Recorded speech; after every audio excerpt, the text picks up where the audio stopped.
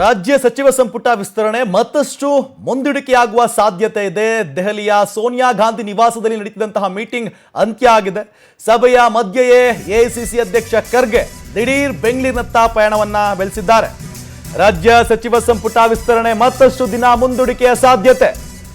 ದೆಹಲಿಯ ಸೋನಿಯಾ ಗಾಂಧಿ ನಿವಾಸದಲ್ಲಿ ನಡೆದಂತಹ ಮೀಟಿಂಗ್ ಸಭೆಯ ಮಧ್ಯೆಯೇ ಎಐಸಿಸಿ ಅಧ್ಯಕ್ಷ ಖರ್ಗೆ ಮಲ್ಲಿಕಾರ್ಜುನ್ ಖರ್ಗೆ ಅವರು ದಿಢೀರ್ ಬೆಂಗಳೂರಿನತ್ತ ಪ್ರಯಾಣಿಸಿದ್ದಾರೆ.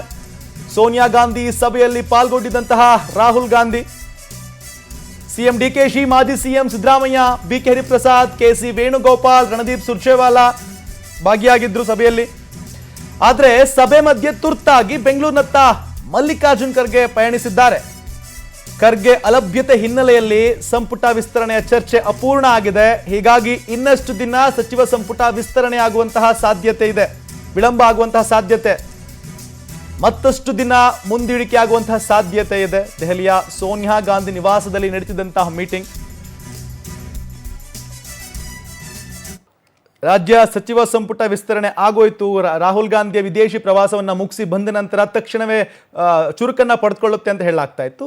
ಈಗ ರಾಹುಲ್ ಗಾಂಧಿ ಅವರು ಬಂದರು, ಮೀಟಿಂಗು ಅರೇಂಜ್ ಆಗಿತ್ತು. ಆದರೆ ಸಭೆಯಲ್ಲಿ ಇರಬೇಕಾದಂತಹ ಮುಖ್ಯವಾಗಿರಬೇಕಾದಂತಹ ಏನು ಮಲ್ಲಿಕಾರ್ಜುನ್ ಖರ್ಗೆ ಅವರೇ ತುರ್ತಾಗಿ ಬೆಂಗಳೂರಿನತ್ತ ಬಂದರು. ಇನ್ನು ಇತ್ತ ರಾಜ್ಯದಿಂದ ಹಲವು ನಾಯಕರು ಕೂಡ ದೆಹಲಿಯತ್ತ ಪಯಣಿಸಿದರು. ಕೆಸಿ ವೇಣುಗೋಪಾಲ್, ಸುರ್ಜೇವಾಲಾ, ಮಾಜಿ ಸಿಎಂ ಹಾಗೆ ನೂತನ ಸಿಎಂ ಇಬ್ಬರೂ ಕೂಡ ದೆಹಲಿಯತ್ತ ಹೋಗಿದ್ರು. ಈಗ ಇನ್ನಷ್ಟು ದಿವಸ ಸಚಿವ ಸಂಪುಟ ವಿಸ್ತರಣೆ ಸಾಧ್ಯತೆ, ಮುಂದೂಡಿಕೆ ಆಗುವಂತಹ ಸಾಧ್ಯತೆ ಇದೆ. ಜೊತೆಗೆ ಆಷಾಢದೊಳಗೆ ಆಗ್ಬಿಡತ್ತೆ ಅಂತ ಏನು ಹೇಳಲಾಗ್ತಿತ್ತಲ್ವಾ, ಅದೆಲ್ಲದಕ್ಕೂ ಈಗ ಮತ್ತಷ್ಟು ಗೊಂದಲಮಯವೇ ಆಗುತ್ತೆ. ಇನ್ನಷ್ಟು ದಿವಸ ಈ ವಿಸ್ತರಣೆ ಮುಂದೂಡಿಕೆ ಆಗುವಂತಹ ಸಾಧ್ಯತೆ ಇದೆ.